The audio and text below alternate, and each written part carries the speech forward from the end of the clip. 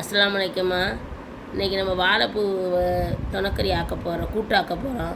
இதை வாழைப்பூ எப்படி உரிக்குன்னு பாருங்கள். இதை இப்படி உரித்தா இப்படி இருக்கிற பூ வந்து கீழே போட்டுறணும்.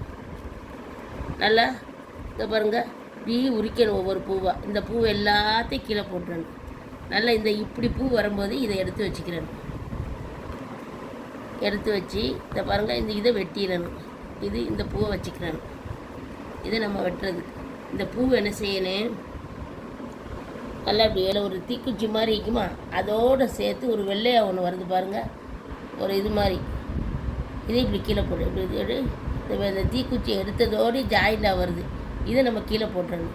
இதை நம்ம வச்சு இதை அப்படியே சேர்த்து தண்ணியில் உப்பு போட்டு இப்படி பொடுசாக நறுக்கி எடுத்துடணும்.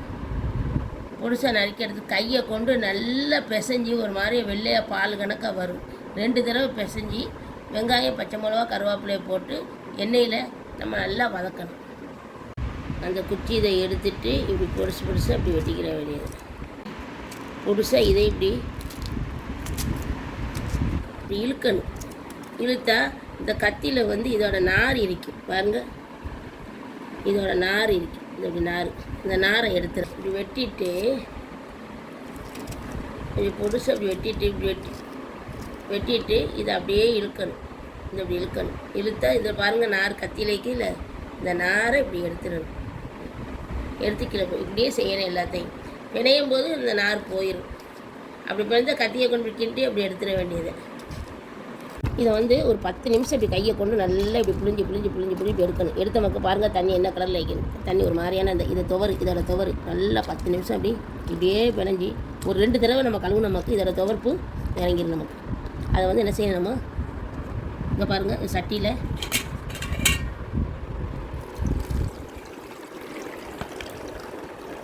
போட்டிங்க. அதுக்காக உப்புங்கும்போது சும்மா ஒரு ஸ்பூனை போட வேண்டியது. ஆனால் நம்ம சமைக்கும் போது உப்பு பார்த்து போடணும். இன்னொரு கலர் நமக்கு க்ளீனாக வாழைப்பூ ரெடி. அடுப்பு பற்றி சட்டியை வச்சு சட்டி காஞ்சதோட 2 ஸ்பூன் எண்ணெய் சூடாகும். நல்லா புழிஞ்சு இதில் வாழைப்பூ, வெங்காயம், பச்சை மிளகா, கருவேப்பிலை எல்லாத்தையும் இதில் வச்சுக்கிறேன். படிச்சுக்கிடுச்சு. இதை என்ன செய்யணும், இதில் தட்டிடணும். இதில் தட்டி உப்பு வந்து இப்போ போட போனால் நம்ம உப்பு போட்டு தானே புளிஞ்சிக்கிறோம். கொஞ்சம் நல்லா வேவட்டு. எந்த பிறகும் நம்ம வந்து உப்பு போடுவோம். இப்போ இதில் கிண்டி விட்டு என்ன செய்யணும், மூடிடணும். கொஞ்சம் 2 தடவை கிண்டி விட்டுக்கிட்டோமா, இப்படி நல்லா அப்படி வந்து தேங்காய் நான் எடுத்து வச்சுக்கிறேன். ரொம்ப மனம் இல்லை, கொஞ்சம் காணுதேன். இந்த தேங்காயும் கிண்டி விட்டுட்டு இதுக்கு தூள் வந்து எல்லாம் கலந்துக்கி பெருஞ்சீரகம், மிளகு, மஞ்சள் எல்லாம் இந்த அளவுக்கு போட்டால் போதும். இது மஞ்சத்தூள் இந்த அளவு.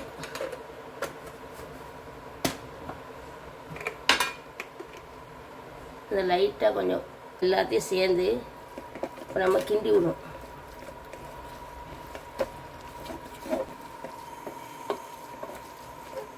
வச்சுக்கிறேன். எல்லாத்தையும் போட்டு உப்பு எல்லாத்தையும் போட்டு கிண்டி விட்டு எல்லாம் நல்லா ஆக்கிதான்னு சொல்லி பார்த்து எல்லாம் கரெக்டாக ஆக்கிதுமா. இதோட ஒரு 2 நிமிஷம் மூடிட்டு அமர்த்தி போட்ட வேண்டியதான். வாழைப்பூ கூட்டு ரெடி.